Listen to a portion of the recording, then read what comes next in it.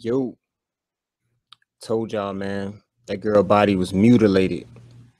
They probably took everything from her brain down to her tissues, to her organ, down to her bone marrow.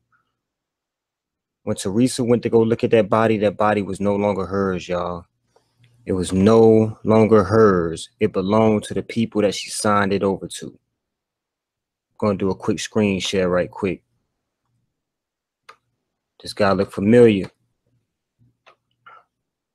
This guy look familiar. Poor baby head. Probably just a head laying back there. This guy look familiar. Huh? You rocking with me? You rocking with me? Organ and tissue donation blog. All we know right now is his first name is Frank. I think Frank Markel.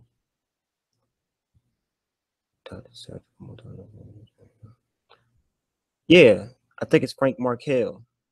We'll look more into him though, but when Teresa signed that body over, here you go. Here you go, y'all. When she signed that body over, look at the nose, look at the nose. Look in the back, organ. When she signed that body over, it was no longer hers. She couldn't even touch it anymore. That's why he's smiling like this in that kitchen.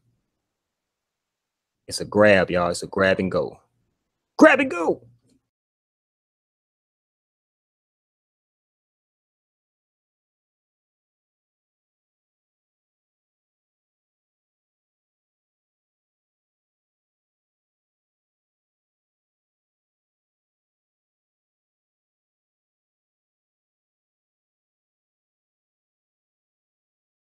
There are people who believe that their religion prohibits them from being donors. The most obvious examples are Muslims and Jews, because in both groups there is a preference for burying the body quickly and for burying the body whole.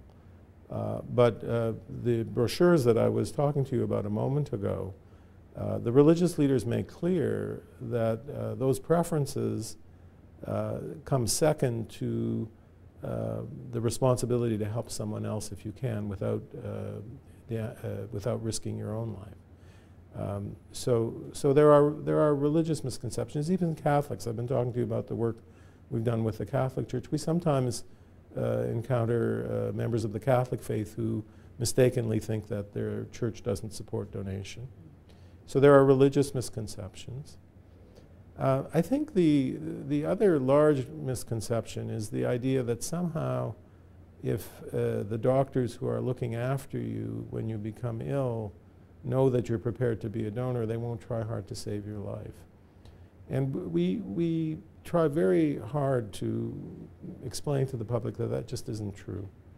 I mean, first of all, we are bound ethically to be sure that the doctors who are responsible for someone who needs a transplant, a recipient, are never the doctors who look after someone who could die and be a donor. We maintain a clear separation in terms of the medical teams and the nursing teams who look after those people. So if you're in an accident and you come to the emergency department, the physician who's attending you is not a physician who's involved in transplant.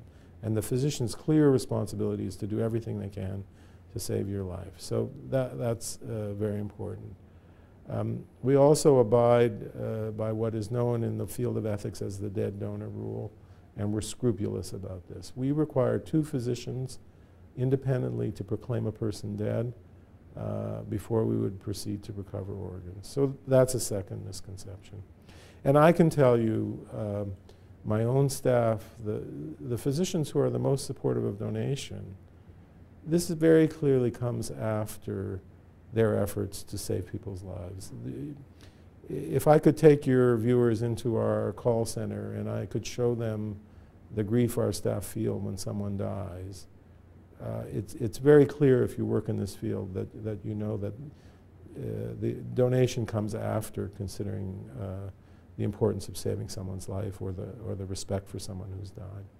The third misconception, and I was teasing you about your age,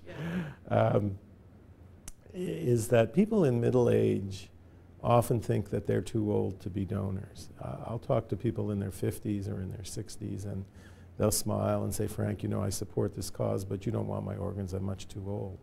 And it just really isn't true. The state of your organs is not particularly a function of your age. It depends very much on your overall health condition, on how you've lived your life, on what diseases have afflicted you. We routinely recover organs from people in middle age, and we have recovered organs from people in their 80s and 90s. We had a lung donor 2 years ago, a woman who was, I think, 89, and she had a pair of lungs that worked wonderfully in the recipient. She lived a long life, and now somebody else is enjoying the benefit of her lungs. So age is not a barrier. What we tell people is that the physician, the transplant physician, will make the decision on the suitability of the organ. And if they support the cause, we ask them to register so that we can have the opportunity to consider that possibility and let a medical professional decide the suitability of their organs.